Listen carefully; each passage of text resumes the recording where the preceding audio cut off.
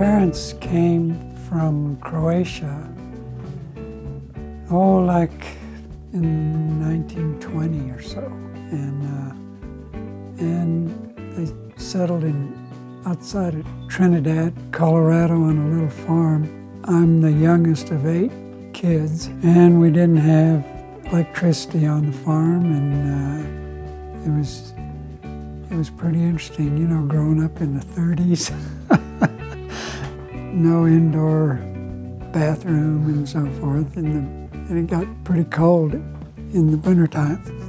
But I did take some art classes there in Trinidad at the junior college with Arthur Mitchell, who was a really good illustrator from New York that had grown up there, and he grew up on a ranch outside of Trinidad, and I was lucky because I was thinking of being a dentist, and then I took his night class, and he started bringing out these fantastic paintings, and I thought, man, that's it, that's what I want to do. Studied with him a couple of years. As soon as all of us got out of high school, we took off. We went to California mainly, and I went to college out there at Long Beach State. In the daytime, I had the art classes, and at night, I was a janitor, and that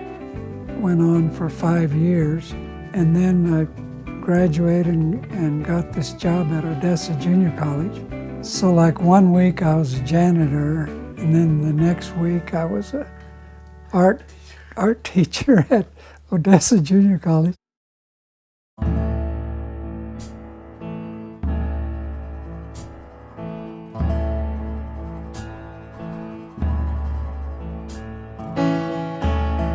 I think every town of any size, there's a certain element of people that are kind of out on the fringes and out on the edges and doing experimental stuff and kind of testing how far they can go and what they can get away with.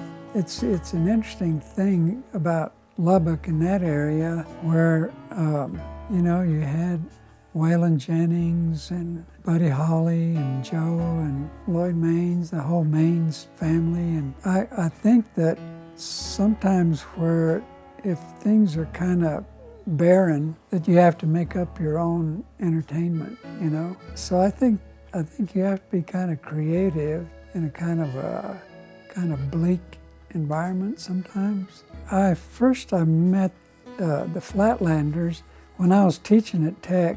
Next to the art building was the architecture building. And at lunchtime in the architecture building on the first floor, sometimes they'd have music. And I went up to Joe when he was taking a break, and I, introduced myself, and I really enjoyed his stuff, and he reminded me of Dylan, and he just kind of laughed, He thought I was just BSing him and stuff. Then just kept following him around to the Cotton Club and Fat Dogs, and I'd usually have my sketch pad and I'd be sketching and stuff. So when it came time for him to do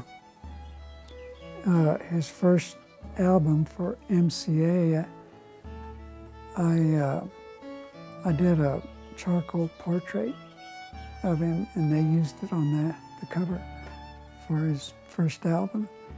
And then through Joe, I met Stubbs, because Joe and Jesse and them would go to the Sunday night jams at Stubbs, and so started hanging out there, and ended up taking a road trip with Stubbs from Lubbock to Nashville, and Stubbs and I made a movie. When you're ready for steady dancing and prancing, grab your darling and hop in your car. Drive right on down to the bright side of town. You'll be happy you don't have to drive far. He cooked barbecue out at Tom T. Hall's place, and we took barbecue over to Johnny Cash's, had a great time. And after we got back to Lubbock, Joe Ely saw this movie that we'd made, and he fell in love with it and made copies of it, luckily, because Stubb just wore it out, playing it for everybody. He wore the film out. And Joe said that was his favorite documentary of all time.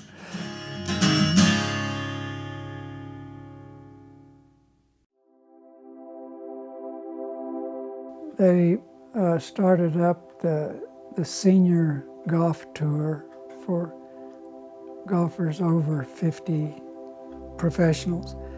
And they had a deal in Austin. And I went down for that, and I met a bunch of the golfers that had turned 50. And I got kind of enthused about golf, and I started playing again. I hadn't played for a long time. So I did a whole series of kind of golf course things and portraits, and I even did a series of nude women with golf course backgrounds, and did a calendar. And I had a show there in Lubbock at the Godbold Center. And then I got acquainted with Ben Crenshaw in Austin and did some things for him. And when the Ryder Cup matches came up in the late 90s, he asked me to do a painting of the whole Ryder Cup team. And I have a copy of that with it, and all the guys autographed it for me. And Terry Allen, he keeps saying that he's gonna, take me out and show me how to play golf, but he never has.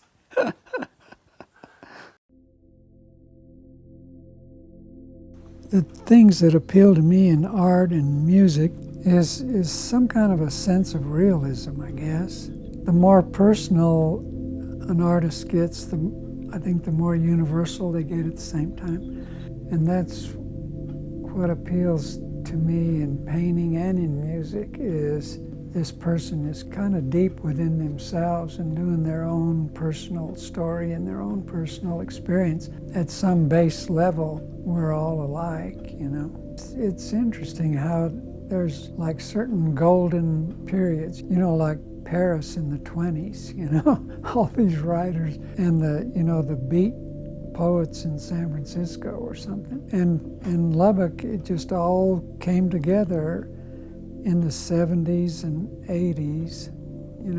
I'm real lucky and thankful that I just bumped into an influential person at the right time, I think life is 80% luck, and then like 20% what you do with it. A lot of luck involved. It kind of comes full circle, So it's kind of a reaffirmation, I guess. You think you're doing something pretty good, or at least you're on this path.